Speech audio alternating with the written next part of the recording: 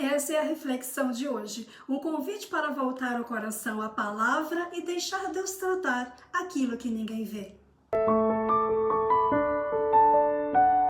Chegamos ao último estudo do livro de Neemias e vamos então fazer esse sétimo estudo, concluindo o livro de Neemias, pelo qual nós passamos as últimas 6 semanas. Se você não assistiu aos vídeos anteriores, eu vou deixar o card aqui para que depois que você assistir esse vídeo, você vá lá e confira tudo aquilo que nós aprendemos com Neemias nas últimas 6 semanas.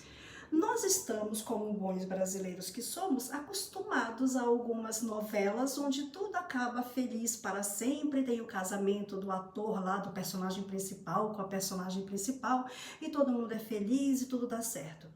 Neemias, capítulo 13, vem nos mostrar que esta história não terminou assim.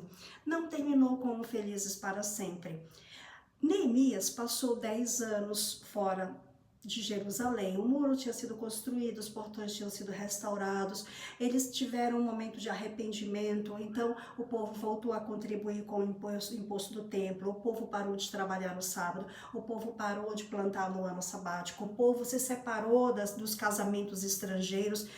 Quando Neemias saiu de Jerusalém, voltou para a Pérsia, voltou para servir ao rei Artaxerxes, ele deixou tudo tinindo, tudo certinho da Silva. Mas passados mais de uma década, o que aconteceu com o povo? O povo não vigiou e o povo começou a voltar às práticas antigas. Práticas antigas, problemas antigos que voltam. O capítulo 11 e o capítulo 12, eles vão trazer a lista de todas as famílias que iam morar em Jerusalém. E a partir do capítulo 13 é quando a gente vai verificar que as coisas voltaram a ser como era antes. A pergunta que eu deixo aqui pra gente pensar é: o que eu preciso fazer para eu permanecer firme no caminho? Porque manter-se firme no caminho com Cristo é algo que nós precisamos ter com persistência e com consistência na nossa vida para que a gente não volte às práticas antigas, assim como o povo fez aqui no livro. O capítulo 13, ele merece ser lido do primeiro versículo até o último, mas para não ficar tão cansativo aqui pra gente, eu vou pedir para você fazer essa leitura aí, que é uma leitura muito interessante. E eu vou ler alguns versículos para pontuar a nossa reflexão, lembrando que eu estou usando essa versão parafraseada da Bíblia, na versão A Mensagem. A primeira coisa que eu preciso fazer para permanecer firme no caminho é não tolerar o mal. Aqui no capítulo 13, eu vou ler o versículo 1 ao 3 para você ver o que estava acontecendo. Olha lá a leitura. Naquele mesmo dia, foi lido o livro de Moisés diante do povo. Descobriu-se no livro que nenhum amonita ou moabita podia fazer parte da congregação do povo de Deus, porque eles não haviam acolhido o povo de Israel, negando a eles comida e bebida. Em vez de ajudar os israelitas, contrataram Balaão para amaldiçoá-los, mas Deus transformou a maldição em bênção. Quando ouviram a leitura da revelação, excluíram de Israel todos os estrangeiros. Enquanto o povo estava seguindo as orientações da lei e se afastando das más influências, que inclusive eram os estrangeiros, a bênção de Deus estava sobre eles. No entanto, o povo passa a tolerar o mal, começa a dar espaço para desvio e passo para tropeço. Isso chama a nossa atenção para a gente pensar o seguinte: muitas vezes a gente começa a fazer algumas concessões em nome de networking, relacionamento, oportunidades, inovação, crescimento, e acaba abrindo oportunidade para estar com quem a gente não deve, em lugares que a gente não deve frequentar. A partir dos versículos seguintes, a gente vê uma descrição de tudo aquilo que o povo começou a fazer. Aqui na lista diz: eles voltaram a fazer negócios com o povo que era corrupto, que tinha más intenções e que era pagão. Eles voltaram a trabalhar e fazer negócios nos dias de sábado, desrespeitando o Shabat, que era o dia do descanso do Senhor. Eles não estavam mais contribuindo com a manutenção do templo. E uma vez que os levitas não tinham salário, dependiam desse pagamento do imposto, os levitas simplesmente viraram as costas, tiveram que sair do templo, porque eles também não queriam passar fome, e foram para suas terras para começar a trabalhar para poder ter como se sustentar. Outra coisa que aconteceu também, eles retomaram a prática com os casamentos com os povos estrangeiros. E isso fez uma bagunça, porque inclusive as crianças nem mais estavam falando a língua hebraica, já estavam falando a língua dos pais estrangeiros, porque misturou o povo, misturou hebreu com o povo estrangeiro, aí não só o idioma, mas a própria cultura pagã começa a predominar na família, porque a família ficou dividida. Quais têm sido as práticas recorrentes de tolerância ao mal que nos têm levado à infidelidade e desobediência a Deus? É interessante a gente pensar nisso. Será que eu estou voltando a práticas antigas? Será que eu estou voltando a fazer coisas que eu não fazia mais? Coisas das quais Deus havia já me libertado? Será que eu não estou fazendo pequenas concessões? Porque, às vezes, numa muralha, por um pequeno buraco, não entra muita coisa, não entra uma pessoa, mas pode entrar uma pequena raposa, pode entrar um pequeno animal, e aí é só o que é necessário para que esse pequeno animal entre e coma toda a lavoura. Entendeu a metáfora? Ou seja, é preciso só uma coisinha bem pequenininha para a gente abrir o espaço e em seguida um abismo vai trazendo outro abismo. Então, para permanecer firme no caminho, a primeira coisa é não tolerar o mal. A segunda coisa é enfrentar os problemas. Neemias, ele confrontou o povo quanto ao abandono da casa de Deus.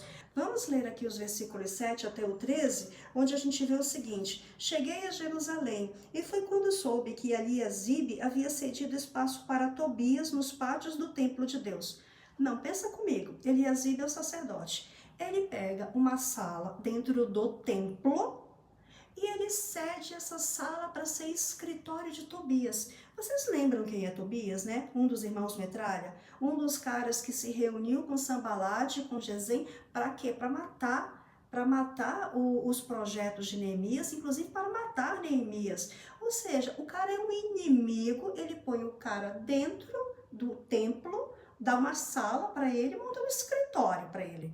E aí a palavra continua dizendo, falando Neemias, né? Fiquei furioso, joguei fora tudo que estava dentro da sala, todos os pertences de Tobias. Eu já imagino a cena, né? Ele entrando, jogando cadeira para um lado, mesa para o outro, fazendo assim, opa, aqui não, aqui não. Depois, mandei que a sala fosse purificada. Mandou passar, foi cândida logo no negócio inteiro. Vamos limpar isso aqui e tirar todo o cheiro que Tobias deixou aqui. Depois, mandei que a sala fosse purificada. Só então pus de volta os utensílios do templo de Deus e as ofertas de cereal e incenso. Então, Neemias vem e começa a fazer as mudanças necessárias. Ele viu que a sala do templo estava sendo habitada como escritório de Tobias. Muda isso, vamos lá, vamos tirar esse homem daqui, vamos limpar essa sala. A segunda coisa que ele fez é que ele confrontou os nobres da cidade que tinham maior interesse no comércio aos sábados, porque o pessoal voltou a trabalhar no sábado e eles voltaram a fazer vendinha, colocar os camelôs dentro da cidade vendendo tudo no sábado. Versículo 17, ele diz assim: cobrei uma atitude dos líderes de Judá dizendo, o que está acontecendo? Isto está errado. Vocês estão profanando o sábado. Não foi justamente o que os seus antepassados fizeram? Não foi por causa disso que Deus trouxe esta miséria sobre nós e sobre a cidade? Com a profanação do sábado, vocês estão acrescentando desobediência e fazendo aumentar a ira de Deus contra Jerusalém. Então ele vem e ele exorta, isso aqui não pode mais acontecer. E aí, após a indiferença dos nobres, Neemias intervém e ordena o fechamento dos portões. Ele manda fechar os portões, ele manda pôr guarda nos portões e o povo continua fazendo o comércio do lado de fora. E ele diz assim, não, acabou, Shabat, ou seja, o dia do descanso do Senhor é o dia do descanso do Senhor e ninguém vai trabalhar aqui nesse dia. Neemias também confrontou a retomada dos casamentos mistos. Aqui no versículo 25 diz assim, a partir do 23, na mesma época, constatei ainda que muitos judeus haviam se casado com mulheres de Asdod, de Amon e de Moabe. Metade das crianças nem falava o idioma de Judá, só sabiam falar a língua de Asdod ou outra língua. Então chamei a atenção desses homens e os amaldiçoei. Olha essa parte, olha o que Neemias faz. Cheguei a bater em alguns deles e a arrancar os seus cabelos. eu fico pensando no tamanho da indignação, da ira que Neemias estava sentindo naquele momento para chegar no ponto de avançar e partir para agressão física e arrancar o cabelo das pessoas. Fiz que jurassem em nome de Deus que acatariam a minha ordem. Não deem suas filhas em casamento aos filhos desses povos, nem deixem as filhas deles se casarem com seus filhos, nem tomem mulheres para vocês no meio desses povos. E ele ainda dá o exemplo, foi justamente por causa deste pecado que Salomão caiu. Salomão, ele foi considerado o homem mais rico e o homem mais sábio da terra, mas Salomão, ele tinha um problema, né? Ele era chegado em mulher, e aí, ele não satisfeito em ter uma, ele teve 1000. Salomão tinha 1000 mulheres, 300 esposas e 700 concubinas. E muitas dessas mulheres adoravam a outros deuses, muitas dessas mulheres eram pagãs e elas corromperam o coração dele em plena velhice. E Neemias vem e cita isso assim, olha, Salomão caiu por causa desse pecado aí, viu? Ficou se misturando aí com outros povos. Julgo desigual, gente, não dá certo. Simplesmente não dá certo. Vai ter uma hora em que os dois vão se bicar, porque um quer uma coisa, o outro quer outra coisa. Então, assim, misturar crenças diferentes, a pessoa uma crê na palavra, crê na Bíblia, a outra não crê, a outra tem uma crença completamente diferente, uma crença, inclusive, que adora outros deuses, ou uma crença que acredita em coisas que a palavra diz que não se deve acreditar. Quando nasce o bebê e eles começam a ter filhos, o que vai acontecer? Começam a ter os primeiros conflitos, assim como um quer ir para a igreja, o outro não quer acompanhar, um quer ir para a igreja, o outro quer ir para outro lugar. Então, ou seja, era isso que estava acontecendo aqui. Foi o que aconteceu com Salomão e é o que ele traz aqui para gente. Não funciona, não se misturem com povos estrangeiros. O terceiro ponto é manter-se firme em oração.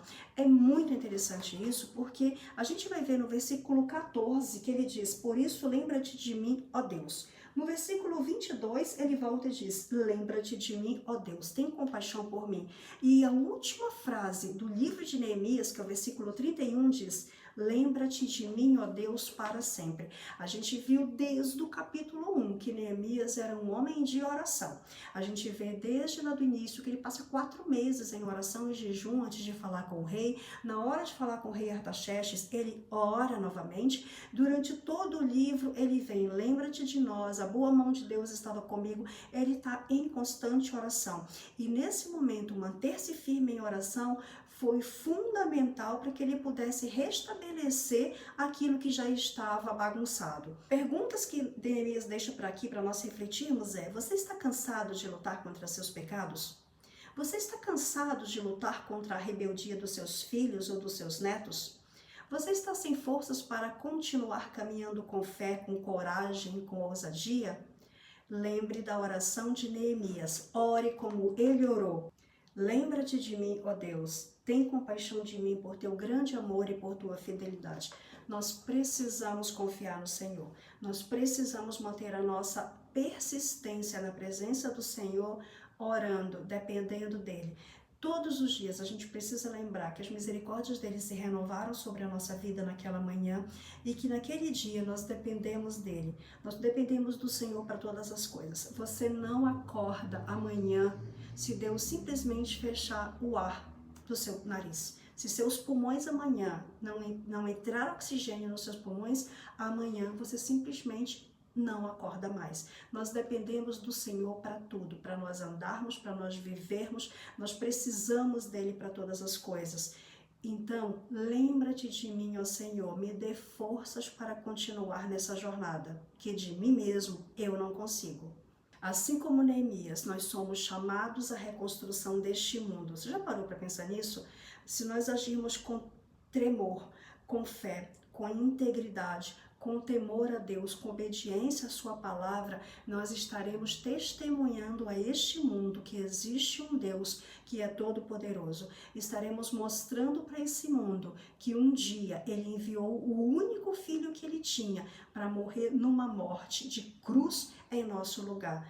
Todos nós pecamos, todos nós estávamos destituídos da glória de Deus, mas foi através do sacrifício de Jesus naquela cruz, como Cordeiro de Deus, que nós podemos hoje alcançar a nossa salvação. E nós precisamos testemunhar isto para o mundo. O mundo hoje que está sem esperança, o mundo hoje que está caótico, o mundo hoje onde as pessoas não sabem no que se agarrar. Mas nós temos uma pessoa chamada Jesus, que habita em nós, que é o nosso Senhor, que é o nosso Salvador, e que precisa ser mostrado ao mundo de que há uma solução, há uma esperança. Você tem se dedicado a conhecer a palavra de Deus para que seus atos sejam governados por ela? Você tem se submetido ao que a palavra orienta? Falamos sobre isso em outro episódio, mas a palavra vem para renovar a nossa mente. A palavra é a boca de Deus aqui na terra. É a forma como nós podemos descobrir qual é a vontade de Deus, a vontade boa, perfeita e agradável para a nossa vida. Então, voltando àquele exemplo que eu dei no outro episódio, não dá para se alimentar da palavra só de domingo em domingo, até porque você não come só uma vez por semana, você come muitas vezes 2, 3, 4 vezes ao dia. Então, a palavra ela não pode ser negligenciada, ela é o seu alimento, ela é viva e ela é eficaz. E como desafios para essa semana, eu vou deixar para você: não tolere o mal, preserve os valores do reino, não se venda aos valores do mundo, ou melhor, aos antivalores que o mundo tem. Enfrente os problemas com a ousadia e a coragem que Deus dá para você. Mantenha-se firme em oração, Deus é a sua força. E lembre-se de que você é chamado para reconstruir esse mundo. Eu espero que você tenha sido muito abençoado com o livro de Neemias, que você tenha crescido, que você tenha sido edificado em fé, que você tenha tido muitas oportunidades para refletir naquilo que Deus tem para falar com você. E eu agora te convido para você se inscrever no canal e ativar as notificações para que você saiba qual vai ser o próximo vídeo ou qual vai ser a próxima série que vem por aí. Então, Deus te abençoe em nome de Jesus e que assim nós nos vejamos logo em breve.